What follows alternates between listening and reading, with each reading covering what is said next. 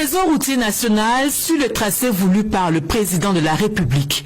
Et du chemin, il en a fait. Nous avons exactement 123 223 km de route au Cameroun. 11% de routes qui sont revêtues. Et nous avons en construction un peu plus de 3457 km de route. Mais justement, qu'en est-il de l'axe Yaoundé-Brazzaville, déjà achevé chez nos voisins? Notre section est la plus longue et notre relief est plus accidenté. La mise en place du financement dédié au Cameroun a connu un petit retard. Nous avons eu un rythme d'exécution plutôt satisfaisant. Et que dire des chantiers abandonnés ou en retard? Il n'y a pas proprement parler des chantiers qu'on peut dire abandonnés. Si vous avez eu un contrat à réaliser sur 6 mois et que 18 mois après, nous rendons compte que vous êtes encore sur le chantier, on désactive votre contrat. Quant aux travaux en régie, ils n'ont que du bon.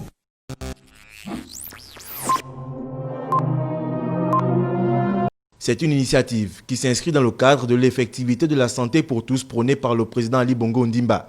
Le docteur Guy-Patrick Obian a visité tous les centres médicaux, les hôpitaux départementaux, les centres hospitaliers régionaux des 2 provinces, ainsi que le centre de traitement ambulatoire et l'hôpital sino-gabonais de Franceville.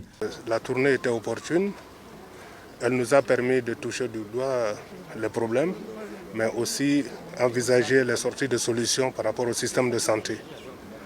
Donc, lorsqu'on considère les différents piliers du système de santé, nous constatons que sur le plan de la gouvernance, il y a des améliorations à faire. De cette visite, il en ressort plusieurs motifs de satisfaction, mais aussi des insuffisances. La santé ne doit plus être un luxe. Donc, partout où les populations se trouvent, elles doivent bénéficier d'un minimum de soins. Et ma première sortie au niveau de la province du Haut-Ogooué et de l'Ogooué-Lolo m'a permis de toucher du doigt les réalités sanitaires de notre pays. On peut dire que ce sont des réalités d'ordre organisationnel parce que les responsables des structures, beaucoup ne font pas d'efforts dans la tenue de leur structure sanitaire. Cette descente de terrain est d'autant plus importante à l'heure où les systèmes sanitaires du monde entier font face au coronavirus, mais aussi aux défis de la gouvernance des structures sanitaires, la vétusté des bâtiments, du matériel médical et l'insuffisance en ressources humaines qualifiées. Dans ce champ près de Goma, des dizaines d'hectares d'artémisia. Une plante capricieuse que bichonne quotidiennement le docteur Kaloma, convaincu des vertus médicales de la plante, notamment pour lutter contre le coronavirus. J'ai déjà connu la plante il y a au moins 5 ans et j'ai au moins fait des études cliniques par rapport à ça. Nous soignons des gens et ça donne de beaux résultats, surtout pour le paludisme et d'autres maladies infectieuses. Et nous encourageons aussi les gens de se prévenir contre différentes maladies. Parce que l'artémisia, elle est à la fois curative et préventive.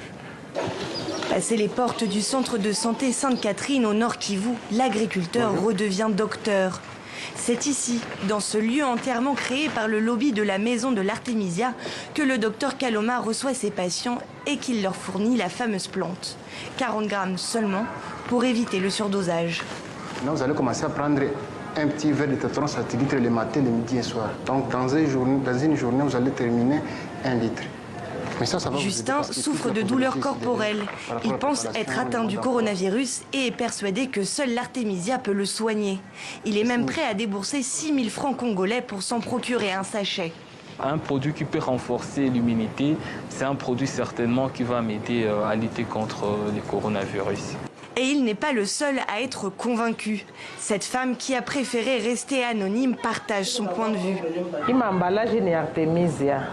J'ai ici entre mes mains des emballages de l'artémisia. C'est un produit que j'aime beaucoup car il m'a sauvé la vie. Dieu a fait que je puisse survivre à une grave maladie grâce à ce médicament. Un engouement, voire même un emballement. Pour l'expert en santé publique, Emmanuel Pitongolo, il faut rester prudent. Je me réserve d'exiger à la population de consommer l'artémisia contre le coronavirus. Ce que nous conseillons, c'est d'aller au niveau des centres de traitement, de prise en charge des malades de coronavirus. En RDC, comme à Madagascar et dans plusieurs pays africains, l'artémisia comme traitement au Covid-19 fait débat. Solution miracle pour certains, devenue un véritable lobby, l'artémisia n'a pourtant pas fait ses preuves. Aucune étude scientifique n'a aujourd'hui prouvé son efficacité. L'OMS est claire, les tisanes à base d'artémisia ne sont une solution ni au paludisme ni au coronavirus. Depuis les affrontements, Bonoua s'est relevé. Mais la ville n'a pas encore pansé ses plaies. Ici, les mobilisations contre la candidature du président Alassane Ouattara ont provoqué la mort d'un jeune homme et d'importants dégâts. Dans les rues, les traces des violences entre manifestants sont encore bien visibles. Après le commissariat et la gare, c'est une société de cars et le marché qui ont été incendiés le 21 août dernier. Certains ici ont tout perdu. Cette voiture-là, ce n'est pas une voiture de 200 000, c'est des millions qui sont là. Donc avec ça, là, quand on regarde ça, les matins on vient, on regarde, on a mal au cœur. On est fatigué. Nous sommes à la station de Bonoua. Pourquoi? On est étranger. Tu es bêté, tu es guéri, mais tu es étranger.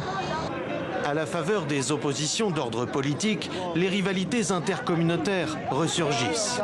Considéré comme un des bastions historiques de l'opposition pro-Gbagbo, Bonoua connaît un violent regain de tension. Et même si le calme est revenu, la méfiance entre communautés abourées et malinquées persiste. Au marché, les commerçants appellent à la réconciliation. On a tout perdu ici. Parce que c'est ça qu'on fait pour nourrir nos familles. Et puis, on prend aussi pour payer nos maisons, pour payer l'électricité. Et puis, bon, on a tout perdu. Donc, sincèrement dit, moi, je voulais demander à les jeunes à bourrer et puis les djoula, ils n'ont qu'à laisser tomber tout ça. Parce que si ça continue là, on ne sait pas comment on va faire. D'après les habitants ici, il faudra du temps pour apaiser les tensions. L'intensité des affrontements et le coût des dégâts engendrés par les violences rendant d'autant plus difficile le dialogue entre communautés. Pas de maillot vert à la tête de serre, mais beaucoup de t-shirts noirs. Les joueurs de la NBA de Milwaukee refusent d'affronter leurs adversaires d'Orlando. Dans notre état d'origine, nous avons vu la vidéo horrible de Jacob Blake abattu dans le dos 7 fois par un policier. Malgré le plaidoyer pour le changement, il n'y a eu aucune action. Donc aujourd'hui, nous ne pouvons pas nous concentrer sur le basketball. Dans la foulée de la décision des Bucks, les 3 matchs éliminatoires de mercredi soir sont reportés, donnant ainsi le coup d'envoi à un boycott inédit. Toronto et Boston songent à ne pas jouer ce soir. Ils veulent faire partie de la solution. Ils veulent aider. Ils veulent la justice. Je pense qu'il est vraiment important que nous continuions à nous soutenir les uns les autres à 100% dans ce contexte. Genoux à terre, t-shirt au nom de Jacob Blake, 7 balles dessinées dans le dos. Le basket féminin se joint au mouvement. Les Washington Mystics en tête. Nous ne sommes pas que des basketteuses. Et si vous pensez que nous ne sommes que cela, ne nous regardez pas. Vous regardez le mauvais sport parce que nous sommes bien plus que ça. Même solidarité à la télévision. En direct sur la chaîne TNT, Kenny Smith, consultant vedette, décide de quitter le plateau de l'émission Inside the NBA. En tant qu'homme noir et ancien joueur, je pense qu'il est mieux pour moi que je soutienne les joueurs et que je ne sois pas là aujourd'hui. Le monde du basket n'est pas le seul à s'indigner. Des joueurs de baseball, autre sport roi aux États-Unis, s'impliquent aussi, à commencer par ceux de Milwaukee, à l'unisson avec leurs collègues de la NBA. C'est pas une décision que nous avons prise à la légère et je pense que les Bucks ont été le fer de lance pour nous. Ça nous a ouvert les yeux et nous avons senti que c'était la bonne chose à faire. Nous avons voté unanimement pour ne pas jouer. L'affaire Jacob Blake ne choque pas seulement des sportifs américains. Demi-finaliste du Master 1000 de Cincinnati, la japonaise Naomi Osaka ne mettra pas un pied sur le court aujourd'hui. La 10e joueuse mondiale de tennis a décidé de se retirer du tournoi.